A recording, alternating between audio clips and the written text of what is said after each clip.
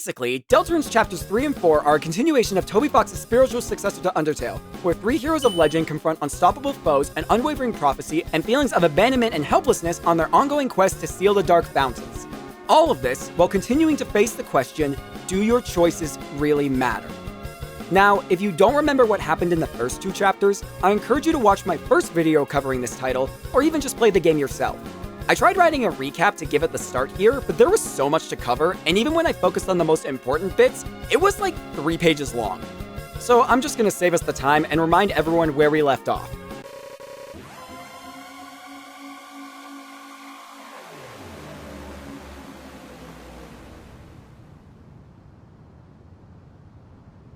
Chris created a dark fountain in their living room, with their mother sleeping nearby while leaving the front door open. Right. Okay then. Susie woke up to find herself in another dark world. Surprised, she nudged Chris awake and the two rolled into action. Ralsei teleported in, the gang hit their post, and started looking for the fountain. As they walked, Susie tried convincing Ralsei to hang out with them outside of the dark world, specifically at the upcoming festival. Ralsei broke the unfortunate news that he couldn't come even if he wanted to, as he was a Darkner. Pointing out how darkness can make regular objects look like living beings, he explained that dark worlds emulate this illusion to give objects actual life. In short, they can't exist in the light world due to, well, the light. The prince apologized to Susie, stating he couldn't always be there for her because of this, and if she and Chris ever felt the Darkners weren't enough, they could forget about them and go make some real friends. 3 years people waited, and now we're just immediately ripping out hearts, Toby? This statement infuriated Susie, who told Ralsei he was real to her, and no one was going to forget anyone.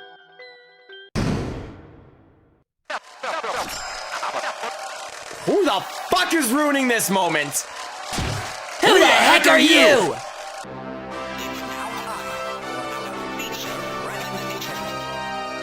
What the fuck? Coming straight from your house. Coming straight from your house. I mean, he's the one. I mean, the king of. He's groovy and never gloomy. You can't get this from an egg. The sensation of your screen. The show that makes you scream. Say it with it, folks. Mr. Antenna's TV show.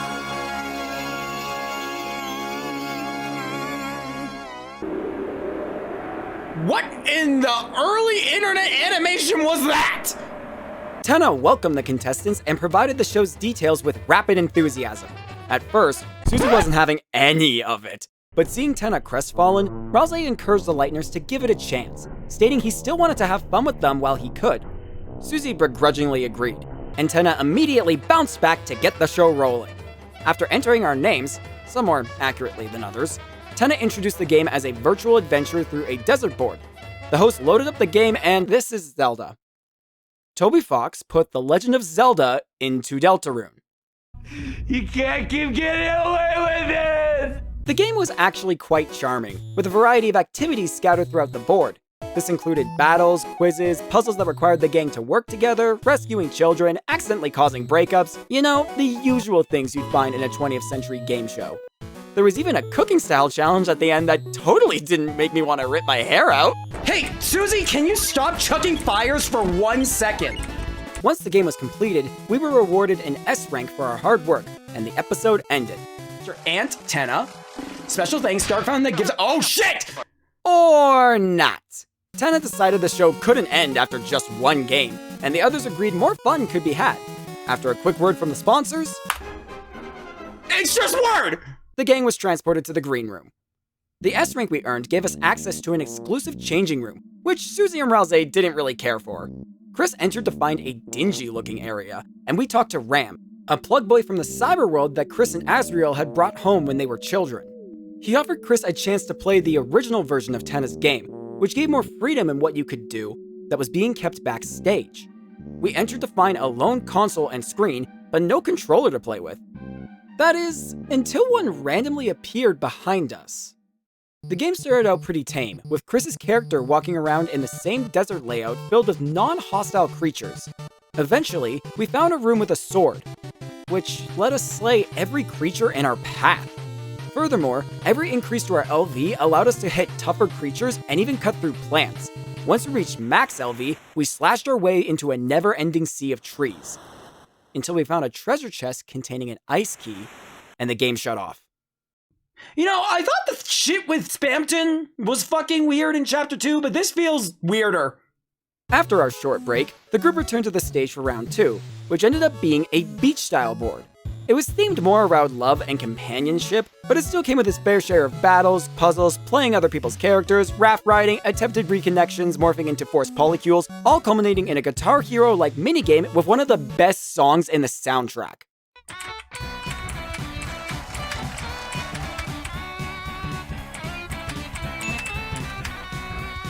Next time though, I think we should keep Susie off of drums. Our efforts rewarded us with another S rank, as well as a bonus round for the show. Susie and Ralze felt it was time to move on, but Tenna's depression guilted them into giving the game one more try. Satisfied, the TV host teleported the gang back to the green room, and we immediately ran for backstage. The beach board was similar to the desert. Peaceful place, find sword, kill everything. But this time, our tree cutting unlocked a hidden raft. It carried our character up to an Arctic section not seen in Tenna's version of the game, and we used the ice key to open a door in a wall. Inside were more creatures to slay, as well as instructions like follow the white cloak and the forbidden path began with ice magic. After finding said white cloak, a figure began following us that could freeze our enemies, and they were crucial in navigating a repeating maze. We reached another locked door, but no longer had the ice key, so the figure was used instead. We entered a pitch-black area, where a voice congratulated Chris on finding its hiding spot. In the void, we found a shelter key, and the game thanked Chris for their hard work. You were used up.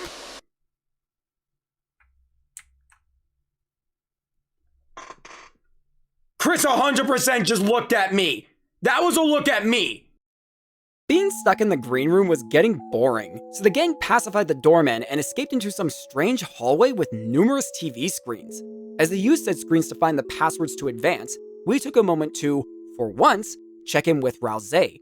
He confessed to enjoying the game show, but felt it couldn't replace going to the festival, and asked Chris to buy ice cream for Susie in his honor when they attended it. The trio exited into a frozen wasteland and spotted the dark fountain in the distance, and a nearby ball capsule containing Toriel. The gang hid as Tenna arrived, who apologized to Toriel for dragging her into his situation, but that she made a wonderful trump card. And then he accidentally revealed the gang's hiding spot. Wait, what do you mean technical difficulties? No, do not teleport us back! Do not teleport us back! Uh-oh! Tenna tried to continue the game like we didn't just see a kidnapped mom at a ball, but Susie quickly shut down his antics. Seeing that his contestants were losing interest in his show, Tenna vowed to keep them there until they enjoyed it again. The crazed host locked the gang in their own capsules and forced them to sit through round after round after round of game show antics. However, the charm was completely gone, and it didn't help that Tenna was crashing out over the idea of not being watched anymore.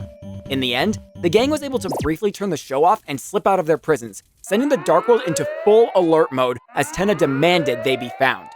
Now free from the show's confines, the group finally got to explore the Dark World properly.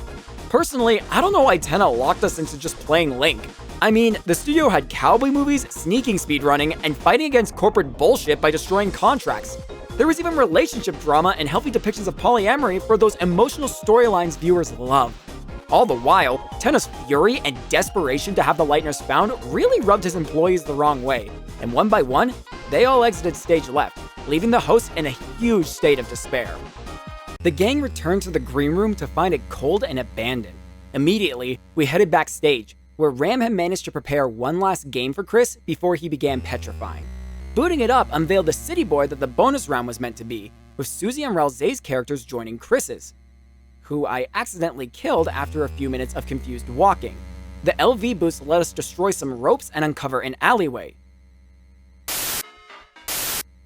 We were in Cyber City. A grate in the alley led to some Bowser's Castle-like area, where after more creature slaying, we slashed through a tree line and exited out into the town forest. The bunker was waiting. We used the shelter key to enter, where the mysterious voice spoke from the dark again. It pondered openly on Chris's search for the shadow crystals, suggesting that the human enjoyed the hunt more than actually needing them. Proclaiming it could see in the dark, it asked Chris if they could as well. What the fuck is that? Oh, Jesus Christ! Jesus Christ! Oh, shit! It's causing actual damage! Like, actual damage! Fucker! Oh, God! No! No!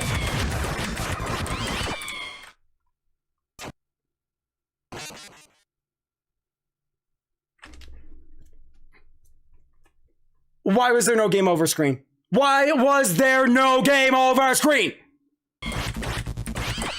God damn it! I suck at this! No!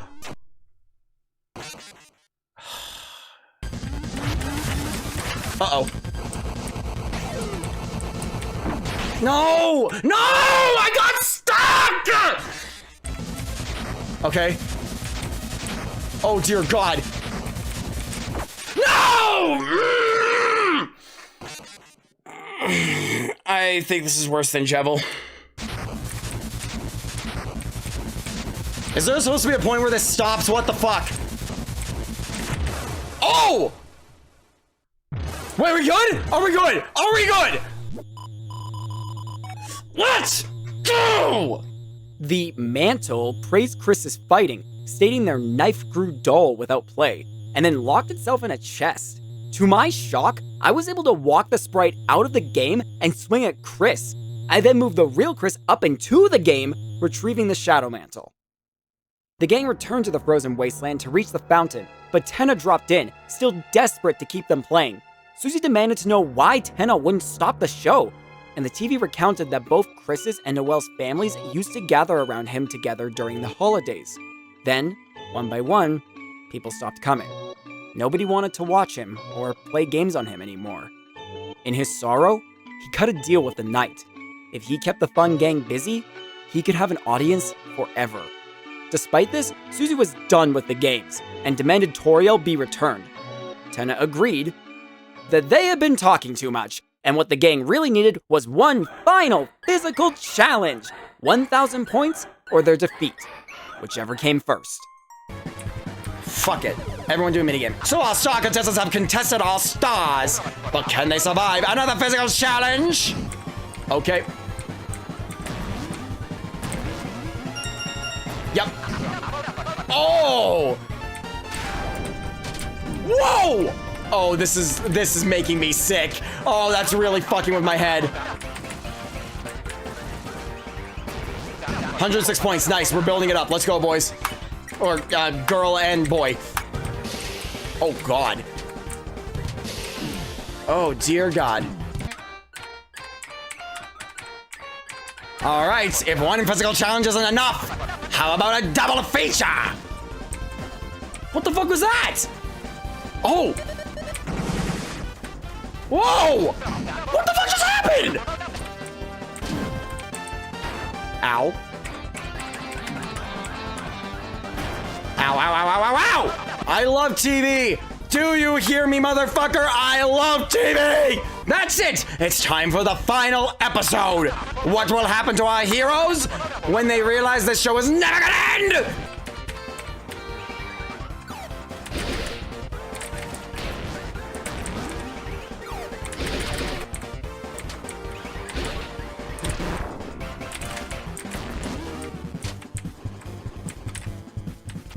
Get his ass! Get his ass! Let's go, squad! Let's go, squad!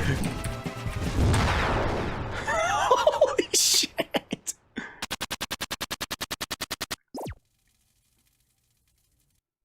Turn this TV off. Turn this TV off. Defeated, and shrunken, Tenna lamented about being irrelevant and his fear of being thrown away. Rousey gave some unusually tough love by telling Tenna that he should be proud of all the joy he had brought to Chris's family and friends. But since Darkners weren't actually real, they shouldn't make Lightners worried about throwing them away. Susie said screw that noise and jumped in with her own trauma. She divulged how she'd been struggling to make friends as she was always moving, and how one day Toriel found her crying since she was worried moving to hometown would be no different. Goemon had taken her to the diner and comforted her, telling her she was going to find friends. Now that Susie had said friends, she realized she just hadn't found the right people, and that she believed there was someone out there for Tenna too. She even offered to help him find them with Chris. Tenna was overjoyed by this idea, but Susie quickly added they needed Toriel back first, who Tenna decided to make the game-winning prize. Hear that, Rouse? No one's gonna get thrown away. Got it? Got it, Susie. This is not helping with my toy abandonment issues that Toy Story put in me as a child. I'm just saying. With everything settled, Tenna presented Toriel to the fun gang, happily declaring the family reunited. No! That came from my soul. That scream just came from my soul. Tenna's Slayer, a mysterious figure of darkness, attempted to seize Toriel, but Susie stood in their way. The figure flew back, let out a distorted scream, and prepared to duel. The Roaring Knight! Get this motherfucker! What is that? What the fuck? 60 damage? My weapon is so... You know a fight is unfair when the game script expects you to get fucking bodied. The knight tried taking Toriel again, but Susie found the strength to stall long enough for backup to arrive. Police Chief Undyne appeared out of seemingly nowhere to apprehend the knight, so the figure settled for abducting her instead. Susie quickly gave chase, and we were not far behind. The two stumbled across an open door and stepped outside. It was the door Chris had left open. Spotting the fleeing figure ahead, Susie dragged Chris through the streets, reaching the bunker just in time to see smoke of a dark world billowing out and the doors slamming in their faces. Susie pounded on the doors to no avail, but her bashing knocked a panel loose, exposing an electronic lock. Susie briefly became one with the fandom, spewing out several questions before recognizing there was no way they could get through the door at this time. Dejected, she headed back to seal the fountain in Chris's home, while Chris moved towards the panel. It was a digital security lock with 3 entry fields, each with a symbol next to it. A pine tree, an officer's badge, and the Deltarune symbol. What does that mean?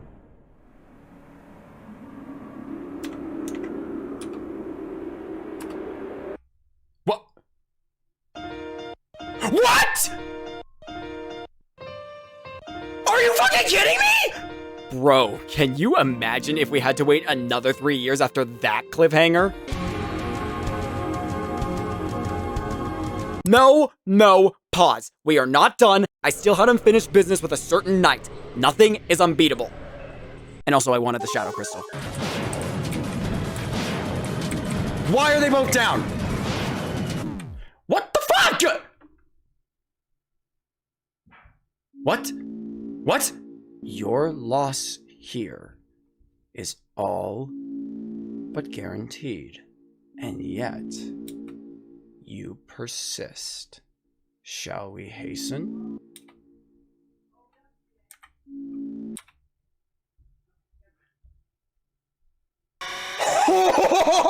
Guys, I just got chills. I just got chills. Are you supposed to win that? Whoa! Oh, fuck. Okay, I wasn't expecting the switch. Okay. What the fuck? How was I supposed to... What? That's not good. No, that's really bad. That's really bad. I wasn't ready for that. Fuck, man! I have a feeling we're about to have a Sans moment here, guys. We might be here a little bit longer.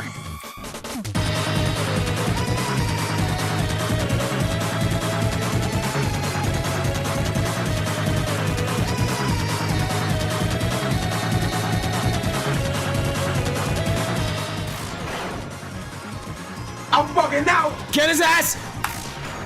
Get their ass! What, in the Azrael fight?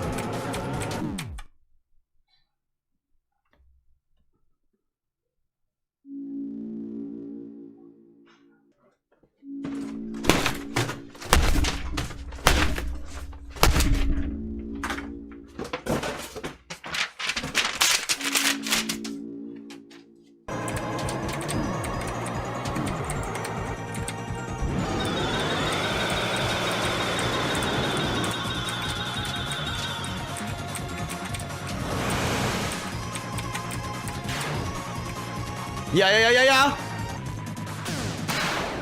Let's fucking go! Let's fucking go!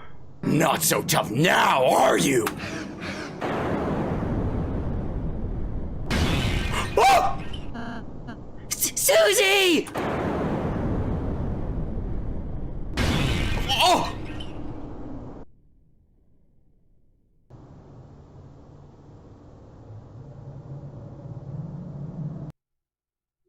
Chris is kneeling. So, other than grabbing a crystal, nothing changes. I don't like how the overarching question is being answered. Yeah, okay, moving on. Chris woke up the next morning to a lovely breakfast from Goat Mom.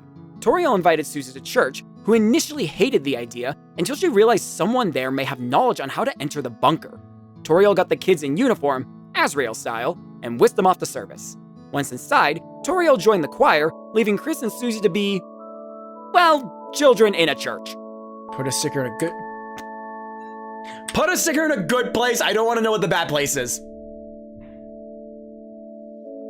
I want to know where the bad place is.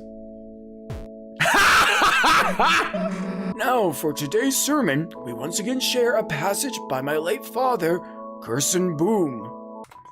To take the future and... Listening to this, your eyes became heavy. Oh, I fell asleep. Okay. Nice. Whoa! I never knew I needed that spray, but I want all of it now. Once the service finished, Susie got distracted by the juice bowl, so it was up to Chris to investigate the bunker codes. Mrs. Alphys, who wondered where her date, where Officer Undime was, revealed she had seen the officer and the mayor go to the bunker a couple times. Knowing the mayor was Noelle's mother, we spoke to her next, and the dear let slip that her mother kept everything important locked up at their house. Bingo. And once Chris filled Susie in on our findings, the lizard girl had an idea. She asked Noelle if they could all go to the Holiday household to work on their projects together. Noelle seemed nervous at first, but gathered the courage to say yes. Though I think it was clear who she really wanted to spend time with. Now having a possible lead, the dream team headed out. Hey, let's change the hell out of these clothes. Guys, what the fuck? From there, we spent some time interacting with Hometown. This included enjoying lunch at the diner that paralleled the time Toriel comforted Susie, and providing a fixed-up Tenna a new home through a rather flamboyant-sounding resident. I just had a feeling they would get along splendidly. We also returned to Scout Town to see the TV Time residents had already left their mark. Ralze also had prepared another gift for his friends, having combined their rooms for a tea party. He even enjoyed some of the cake he made, after some forceful encouragement by Susie. The Lightners also stumbled upon Ralze's room, or at least the shell of it. Ralze insisted that, since his job was to look after the other two, he didn't need a room. Finding this ridiculous, Susie declared she and Chris would fill up the room for him and rushed off to find something. Ralze confessed to Chris that he had started to develop things like opinions and fears, things an object shouldn't have. He didn't know if this was right, but I thought it was wonderful. All right, furniture piece number 1. Thanks, Susie. Can you please take this back? No, you get a trash can. Eventually, we did end up meeting with Noelle, who apparently had been living in luxury this whole time. Although, based on the place's decor, I could also describe it as a holiday hellscape. Make it stop, make it stop, make it stop, make it stop. Chris, do you need to check all of these? I mean, gotta admit this room is kinda sus. Especially that vent. Nice reference, Susie. Among Us is canon in Deltarune. Noelle, let me out of the house. Noelle, let me out of the house. Noelle, let me out of the house! You can't keep me hostage here! Susie kept Noelle busy while Chris searched for anything regarding the bunker. While previously looking around, Noelle had denied us entry to a certain room, and upon entering it, it was obvious why. It was December's bedroom. This is something I haven't mentioned yet. December, or Des, was Noelle's older sister, and it was heavily implied through conversations and interactions that she was either missing or had passed away. Des has spent plenty of time with the Dreamer children, and theories around her are quite prevalent in the community. But most obviously, Des being gone weighed heavily on Noelle. So seeing her room hit me like a brick. The Lost Girl's old belongings were scattered all over the room, including a guitar that contained a code marked shelter. Well, not the place I thought we'd find it, but that worked out well. Chris. Oh shit, Chris is not happy. Chris, what are you doing? Chris, don't be walking around with your soul out.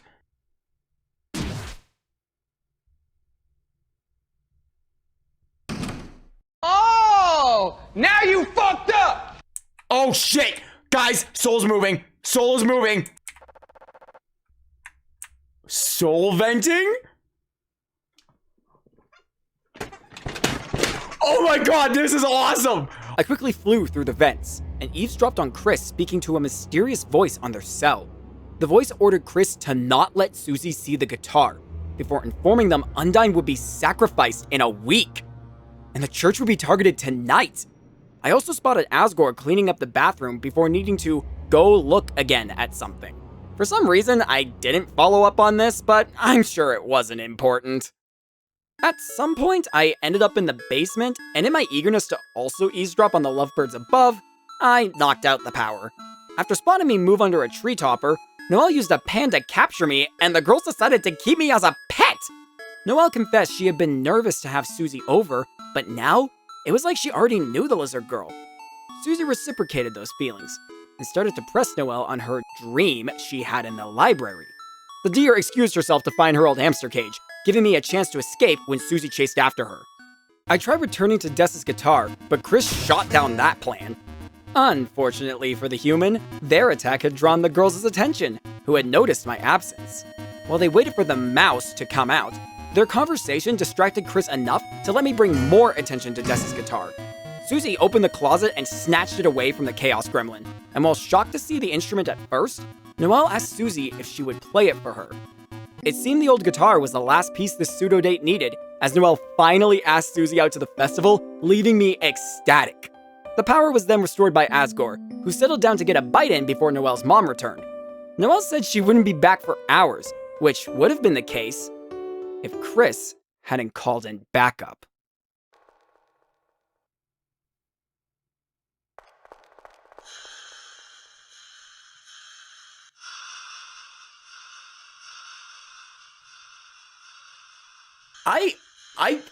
She froze me. She walked in and she froze me.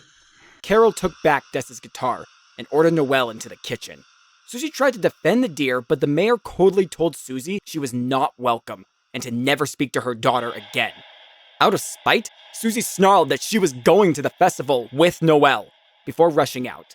Chris, having returned the soul into themselves, went to follow, but not before Carol reminded them that they were always welcome. The worst part was as the two were leaving, Susie informed Chris she had spotted the code inside Des's guitar, but hadn't written it down before it was confiscated. We tried returning to Chris's house, but found it locked. Assuming Toriel was still at choir practice, we headed for the church, and found the inside filled with dark smoke. Knowing the night had to be there, Susie suggested we could wait and catch them leaving. But let's be honest, these kids ain't logical, and Susie knew it. It was time for another adventure. The two found themselves in a dimly lit area, and upon entering a foyer, spotted the fountain above. The knight materialized to protect it, and they were not interested in messing around this time. The Lightners were sent plummeting down the Dark World, where they were found by Rousey. The fun gang was reunited, with Rousey strangely eager to get moving. I know I should have expected something grandiose with a church-based Dark World, but I was not prepared for how fantastical it would be. The stained glass window lights were gorgeous, they were Darkners acting as choir singers, and the soundtrack gave me goosebumps. To keep things short, this is my new favorite Dark World by far. As the gang was progressing, the world presented them with snippets from the legend of Deltarune, the prophecy the three of them were a part of. Rose admitted he provided an abridged version when he first met the Lightners, and how everything the prophecy says would come to pass, with certain segments seeming to back this up. Upon entering some dark hallways, the trio was chased by some mysterious creatures. Susie managed to find some light and prepared to face them, only to have the lights turned on by an old man. He claimed to have gotten lost and requested help finding his study, and when Susie said they couldn't help every random Darkner, he seemed confused. Wait a minute! Is that fucking Gerson? Isn't he supposed to be dead? Realizing they couldn't leave a potential Lightner wandering the Dark World alone, Susie allowed the old man to tag along. The turtle seemed hellbent on making the journey as difficult as possible, particularly for Susie, especially since I'm pretty sure the old man could teleport. He was weirdly helpful during battles, though. How's it going? You winning, kids? Not now, old man, we're in the middle of this. I was about to... Dang it, you made me forget! Susie forgot what she was about to do. Her move got canceled. Oh shit! No, you go easy on them, you hear? They're still learning. The enemy's attack powers went down. They trust the old man! I love it! How's it going? Get out of here! These guys are tough! Alright. Whoops! Dropped my cane! You mind getting that for me?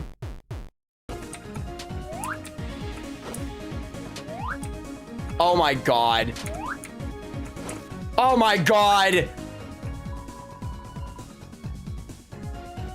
Eventually, the group found the way to his study, which also turned out to be the world's hub. The old man mentioned seeing the knight moving through the door at the top of his study before giving us a step-by-step walkthrough on how to open it. The gang started through the library, collecting a few things for Rousey's room along the way. At one point, the prophecy provided a song to open a door, which Susie took to mean they should follow the prophecy exactly if it was this helpful. When she asked Rousey to memorize it, he claimed he already knew it all. And when Susie asked Rousey why he didn't give them the gate song in the first place, he explained he believed it was best if he said nothing. Susie pressed him on that flimsy excuse, so the prince tried to deflect by turning on the lights, breaking the Looney Tunes logic they'd all been briefly working under. This dropped the gang further down into the library, where a creepy voice confronted them for bringing light to his realm. What? Defend only brings in 2? Also, this is kind of a banger. Oh, treasure! Wait, I love this. Wait, this is so cute.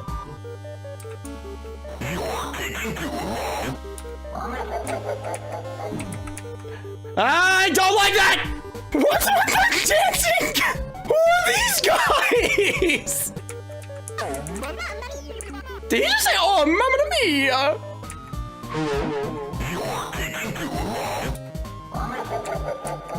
Well, that just feels like cheating. Oh my god!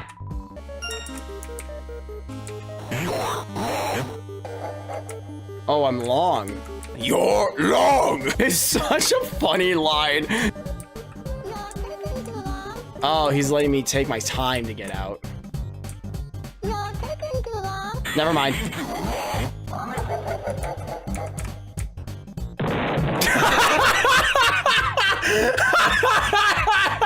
Dude, this guy's a banger. And I love his squad at the bottom. What is that? What is this? Is that a tutu? That is a tutu, because I'm taking tutu. Uh-oh, I'm not taking tutu. What? Oh. Oh. Ah!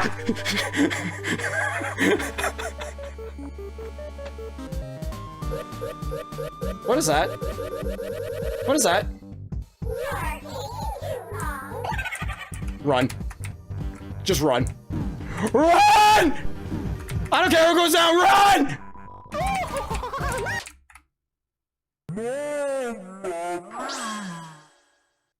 No!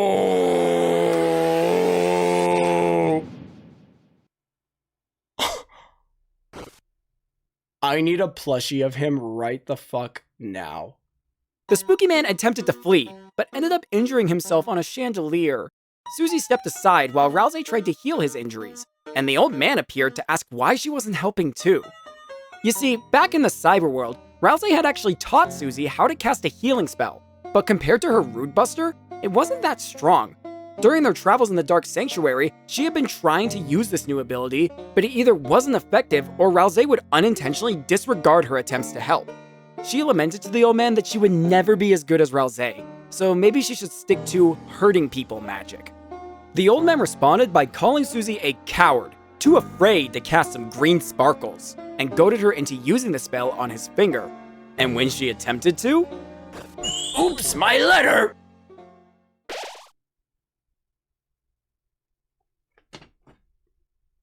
Fucking Gerson. This healed the spooky man, known as Jackenstein, and the old man took his leave.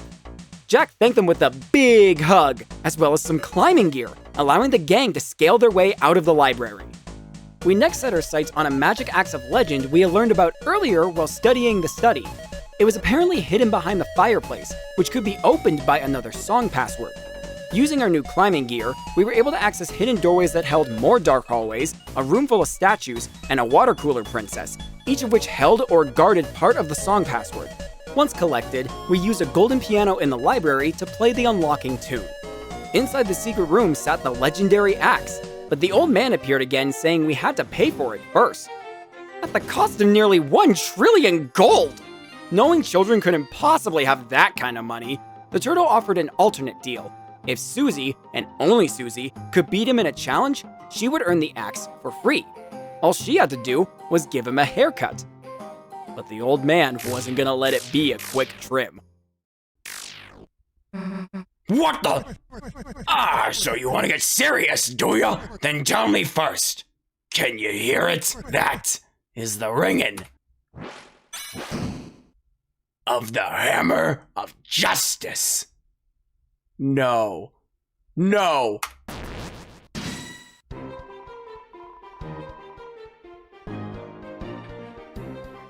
Are you serious? Are you serious? I'm actually fanboying so hard right now. I am fanboying so hard right now. He does this too! Did you ever hear that old tale? Lord of the Hammer.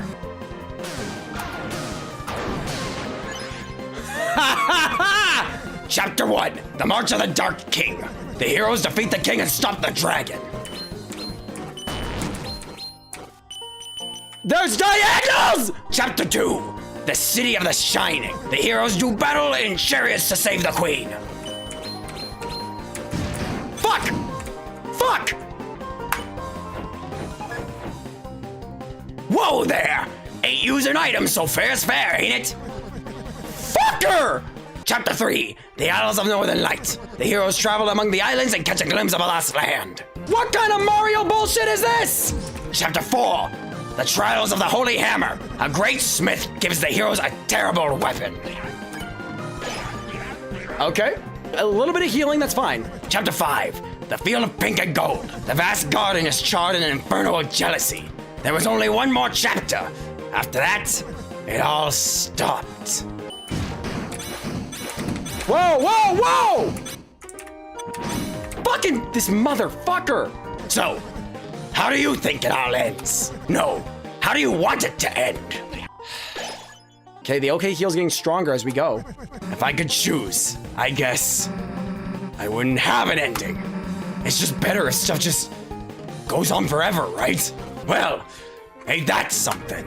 At this late hour with the bells ringing out their justice, you choose eternity.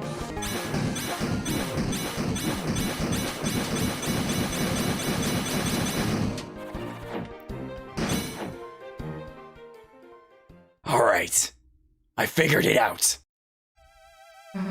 Take this! Ha! You missed!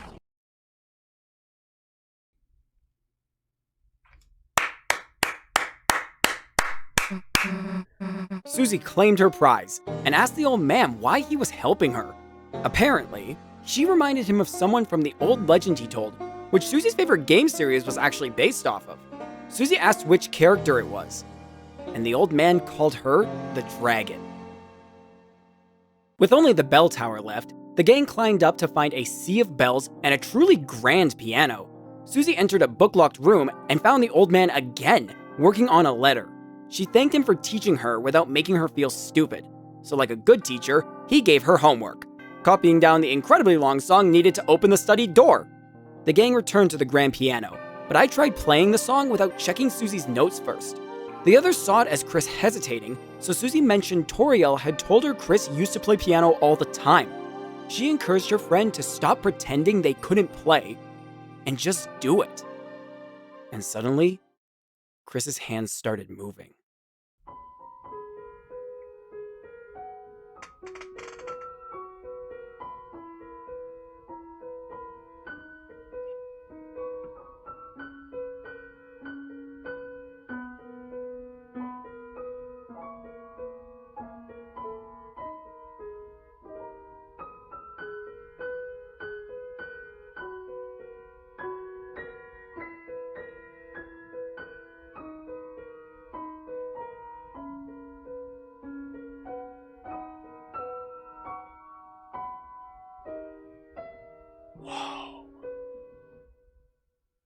The echoes of Chris's melody opened the study door, allowing the group to finally return to the foyer.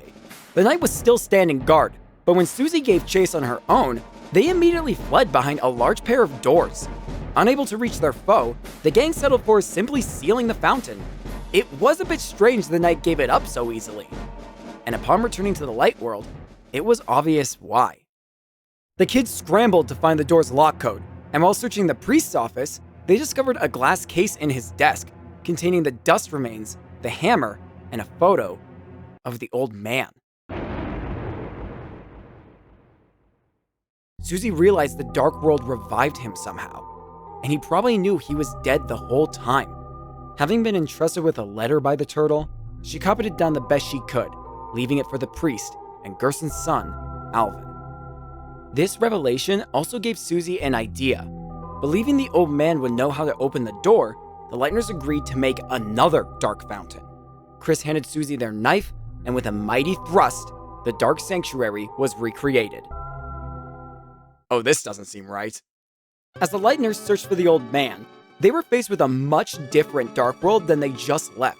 Darkness that were once statues now were given life, and vice versa. Puzzles were following different logic, and while the prophecy was still being projected, it seemed it was ordered differently? This last change was causing previously unseen components to appear, ones that described the heroes themselves.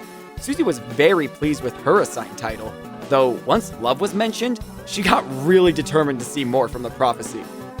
It's beginning to look a lot like Queermas. Suddenly, the duo discovered the last prophecy, the portion that told the one way to save the world. They didn't get that far in before an axe shattered the display, and a familiar figure stalked away. The two chased the figure back to the old man's study and into the fireplace. It quickly became too dark to see, and they became separated when Susie fell somewhere. Shortly after, Susie ran into the familiar figure, who attacked her, much to her shock. The noise allowed Chris to find their friend, while Susie tried to get the old man to recognize her. With her pleas being ignored, Susie cast her healing spell to jog his mind. It illuminated a twisted figure, who was quickly shattered by a timely Rousey. It had been a statue, not the old man.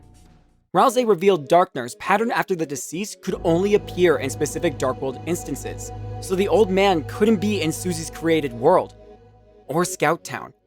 Fed up with Rousey's constant withholding and delaying of providing information, Susie demanded to know why Rousey wasn't telling them the things he knew. The goat boy broke down, explaining he knew so much about how the Dark Worlds worked and what the prophecy predicted, that he didn't know the right time to disclose stuff. How just the burden of knowing it all was hurting him. Susie asked if that's why he'd been acting strange, and he admitted to trying to keep the ending of the prophecy from them. Based on his panic at thinking they'd seen it, it clearly wasn't good. Seeing how frantic he was getting, Susie told Rousey she was fine not knowing the prophecy's end, but everything else they would do as a team, and how nothing would change that. In return, Rousey promised to be more honest, even if he sounded strange while being so. Reconciled, and having gained the door code from the most important Darkner, The Lightners sealed Susie's fountain, and Susie released the second dark fountain upon the whole church, thus opening the doors in the original Dark World. The gang headed for the fountain once again, but the knight was determined to keep them back. They crumbled the wall ahead to stop the game from progressing, but with the help of all their friends in the sanctuary, climbing was not needed. They then tried to ambush the crew under the cover of darkness, but the soul suddenly blazed with light, removing their advantage. As the heroes pushed forward, the knight threw attack after attack at the crew, but they kept getting up, kept taking blows for each other. Step by step, they marched together. Until finally, they reached the fountain. Knowing that they just had to get past the knight to close it, Susie mocked their armored foe, proclaiming they needed the Dark Worlds to be strong. Once they lost this Dark World, it was over. The knight's stance shifted. Ralse's face was fearful. And the horrifying realization hit me. Don't you fucking dare. Don't make another fountain!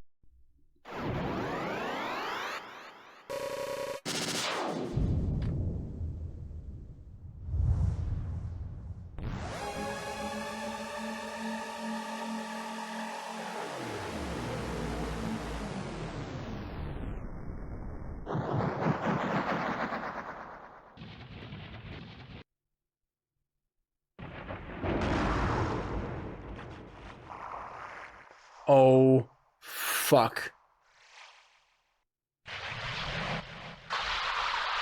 The goddamn Titans. The gang quickly scaled the Titan's shell to avoid its attacks and reconnected on higher ground.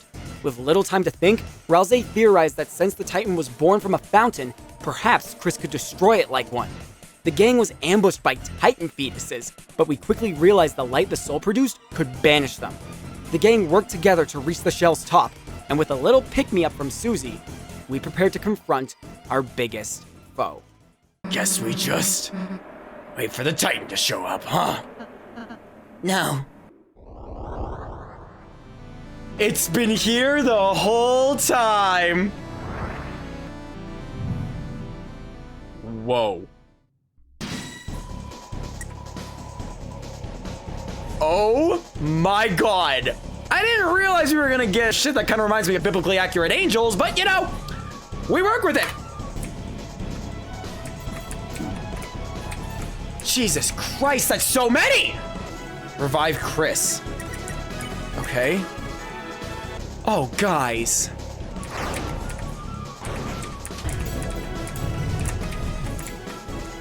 Yes!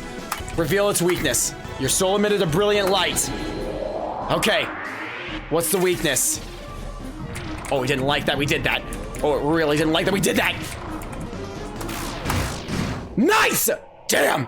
His shield is back. Chris, take it down again! First, both of you heal up.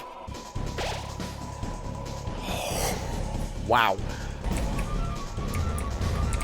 Okay, that's a lot of red, and I don't like it. Chris, do it. Here we go. Oh, God. Urgh. Nice. We almost got it. Keep taking down his shield, Chris. Shit. Oh, God. Oh, God. Dodge and weave. Dodge and weave. Nice. Nice. Get his ass. Here we go. Oh, my God. Oh, my God. Oh, shit. Kill that fucker. Kill that fucker.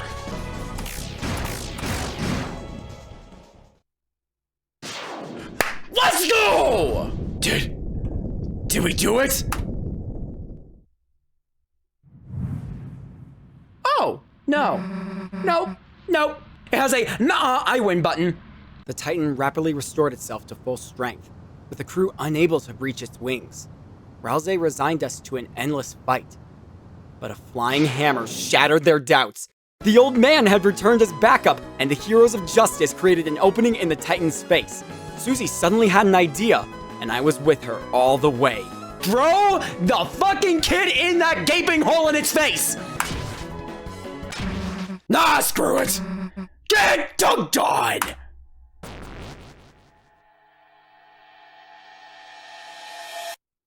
Oh my god!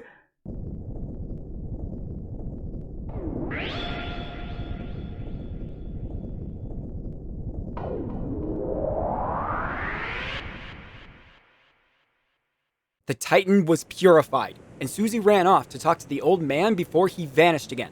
Ralsei then caught up, amazed they had defeated the Primordial. But his joy turned to horror when he realized Susie had gone ahead. He rushed after her, screaming for her to stop, as the last prophecy glowed through the halls. As we caught up, the passage describing how to save the world shattered. Susie stood before its shards, hand dripping with blood. Ralsei tried to apologize, but Susie shut him down and started laughing. You're worried about that? Seriously? Like something like that would happen. I wouldn't let it happen. Chris wouldn't let it happen. And obviously, you wouldn't let it happen. Susie told Ralsei everything would be fine before heading for the fountain. Ralsei divulged to Chris he had hoped the prophecy would have changed by the time they arrived, and with the belief that their fate couldn't be changed, he broke down again. He tried to collect himself and put on a brave face, but we reassured him it was okay to be upset, reminded of the bonds he'd been making. Ralsei voiced his desire to believe like Susie did, and asked Chris if they could hold on to hope as well.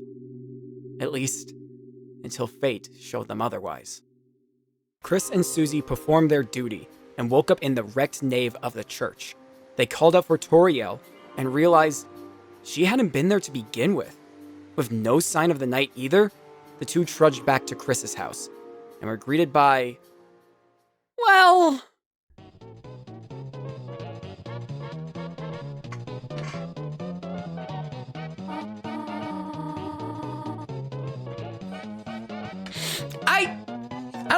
I'm having mixed feelings.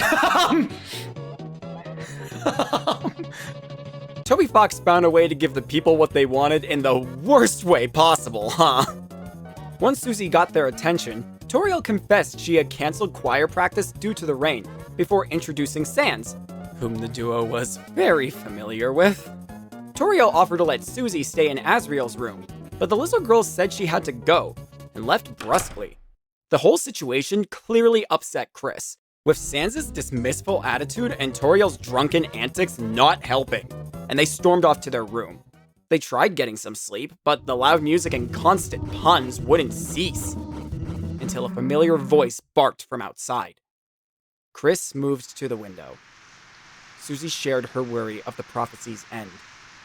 The monster walked away, and Chris went to follow. Don't forget, Chris. You promised.